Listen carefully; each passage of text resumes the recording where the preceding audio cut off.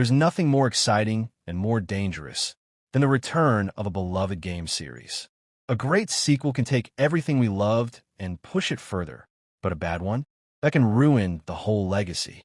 In this video, we're counting down 15 video game sequels that completely missed the mark. Some were the result of rushed development. Others lost sight of what made the originals great.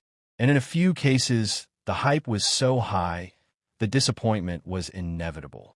These aren't necessarily the worst games ever made, but they are among the most disheartening follow-ups in gaming history. Let's dive in. Number 15, Dead Space 3. The original Dead Space was a masterclass in survival horror.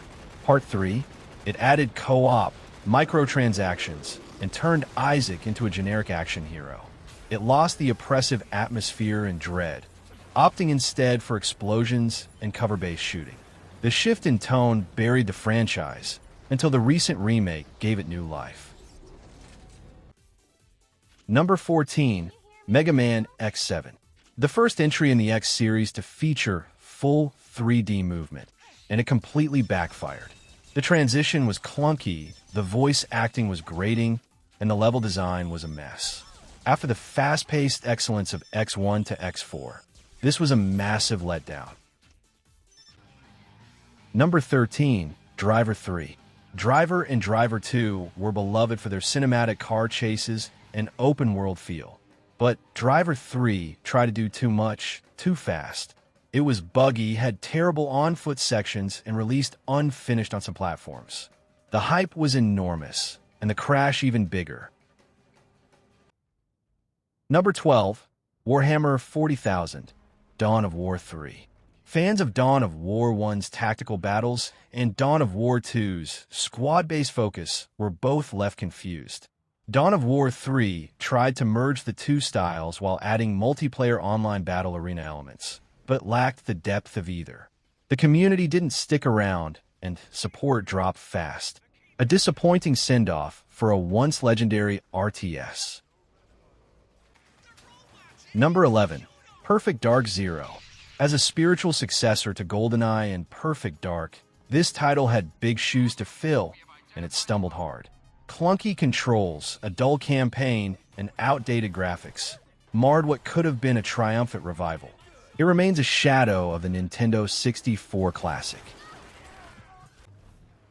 Number 10, Mass Effect Andromeda. Coming off the heels of the beloved Mass Effect trilogy, expectations were sky-high. Instead, players were met with lifeless animations, clunky writing, and characters that lacked depth. Despite improvements through patches, Andromeda never recovered from its rocky launch, and BioWare put the franchise on ice afterward. Number 9, Ninja Gaiden 3. Where Ninja Gaiden was once brutal, technical, and satisfying, this entry was streamlined to the point of boredom. Combat became repetitive, the story tried to be emotional but failed, and longtime fans were alienated. It felt like it was made for a completely different audience. Number 8, Resident Evil 6. Capcom gave us 4 campaigns, explosive set pieces, and nonstop action, but forgot the tension, atmosphere, and tight design that made Resident Evil iconic. The game leaned into over-the-top action more than horror, leaving longtime fans of the earlier entries feeling disconnected. It sold well, but is now often considered the low point of the series. Number 7, Devil May Cry 2. Following the stylish and groundbreaking Devil May Cry, the sequel seemed to throw everything out.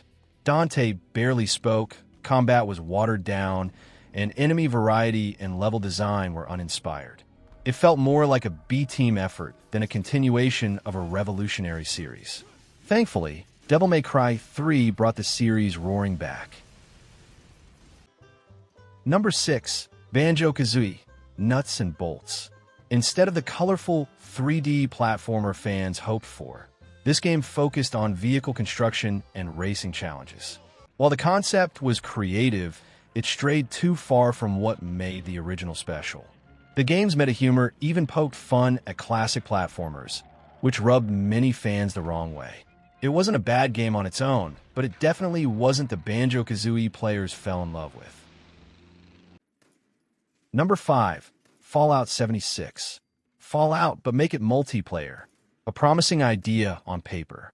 But what we got at launch was an empty world with no human NPCs, countless bugs, and a lifeless atmosphere that stripped the series of its heart. The technical issues were so severe, they shook players' trust and delivered a major blow to Bethesda's reputation. While Fallout 76 has improved over time, its disastrous launch still stands as one of gaming's most notorious missteps. Number 4. Command & Conquer 4, Tiberian Twilight.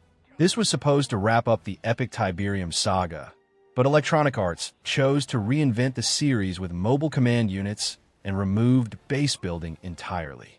It felt stripped of identity, rushed in story, and lacking in multiplayer depth. Fans were not just disappointed, they were furious. Number 3. Tony Hawk's Pro Skater 5. After a long wait, this title looked to bring back arcade skating glory. But the result was a bug-ridden, bare-bones mess. The physics were broken, levels uninspired, and the online mode felt tacked on. It killed the series, until the excellent 1+2 remake came years later to finally restore hope. Number 2. Bomberman, Act 0. Say goodbye to the bright colors, charm, and frantic fun that defined Bomberman. In their place, a dull, grimy sci-fi aesthetic, awkward mechanics, and lifeless gameplay. This reboot attempted to reinvent Bomberman for a more mature audience, but completely missed what made the series beloved in the first place. Instead of evolution, it felt like an identity crisis and remains one of the most misguided reboots in gaming history.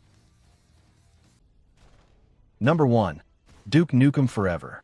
After over a decade in development hell, Duke Nukem Forever finally saw the light of day, and many wish it hadn't.